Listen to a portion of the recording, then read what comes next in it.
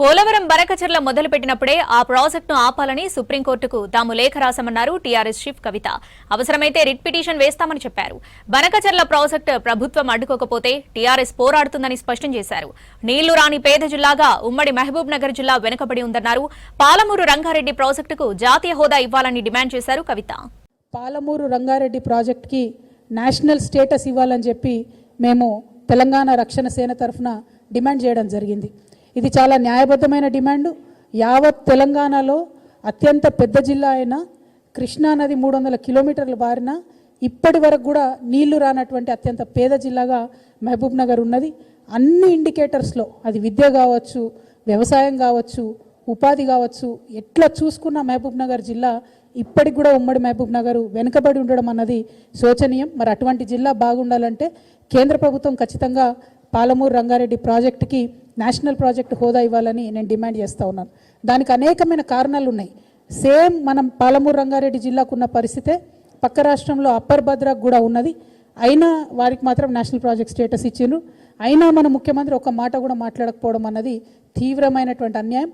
వాళ్ళేమో ఆంధ్ర పక్కన గోదావరి నుంచి కృష్ణానది దాకా నీళ్లు తీసుకుపోవడానికి గోదావరి బనకచెర్ల లింక్ ప్రాజెక్ట్ అని చెప్పి పోలవరం బనకచెర్ల లింక్ ప్రాజెక్ట్ అని వాళ్ళు ప్రతిపాదన చేస్తున్నారు.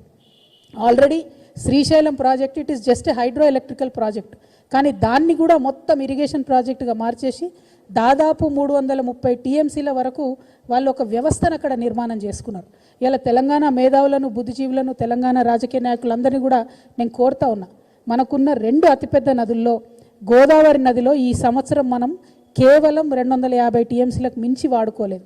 మనకు ఎంత ఉంది హక్కు? దాంట్లో 964 టీఎంసీ హక్కు ఉంది. కానీ తెలంగాణ వచ్చి 13 ఏళ్ళైనా ఇప్పటి వరకు కూడా ఈ సంవత్సరం కూడా ఓన్లీ 250 టీఎంసీ మనం వాడుకున్నాము. అంటే మనం ఎంత వెనుకబడి ఉన్నాం ఆంధ్ర వాళ్ళతో కంపేర్ చేస్తే ఒక్కసారి ఆలోచన చేసుకోవాలి. అదేవిధంగా కృష్ణా వాటర్లో మనకు 555 అంటే 555 టీఎంసీలు హక్కు ఉంటే 221 టీఎంసీలు మాత్రమే ఇప్పుడు కూడా వాడుకున్నాం ఈ ఇయర్ కూడా. సో నేను ముఖ్యమంత్రి గారిని కోరేది ఒకటే, మీరు చాలా త్వరితగతిన with utmost important and urgency ఈ వాటర్ ప్రాజెక్ట్స్ విషయంలో శ్రద్ధ పెట్టాలి, వాటికి నిధులు విడుదల చేయాలి, వాటిని పూర్తి చేసే ప్రయత్నం చేయాలి.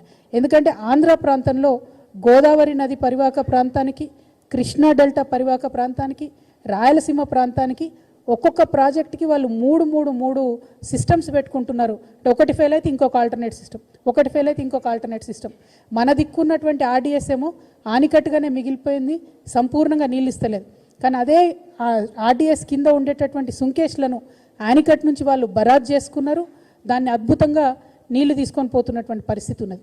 కేసీ కెనాల్లో వాస్తవానికి తుంగభద్ర నీళ్లు వారాలి, కానీ వాళ్ళు కృష్ణా నీళ్ళు తీసుకొని పోతున్నారు. చెన్నైకి నీళ్ళు తీసుకుపోతామని చెప్పి తెలుగు గంగ కావచ్చు, పోతిరెడ్డిపాడు కెపాసిటీ కావచ్చు, అన్నిటినీ కూడా డబుల్ చేసుకునే పరిస్థితి ఇలా కనబడతా ఉన్నది. శ్రీశైలం నుంచి మళ్ళీ బురద నీళ్ళు అంటే అత్యంత కింది స్థాయి నుంచి ఒక 3 టీఎంసీతో నీళ్ళు ఎత్తిపోసి రాయలసీమ లిఫ్ట్ ఇరిగేషన్ పెట్టుకుంటున్నారు. అంటే వాళ్ళు పెట్టుకోవడం మంచిదే, మనం ఎందుకు చేసుకోలేకపోతున్నాం అన్నది ఒక బాధతోని, ఒక ఆవేదనతోని నేను ప్రశ్నిస్తూ ఉన్నా.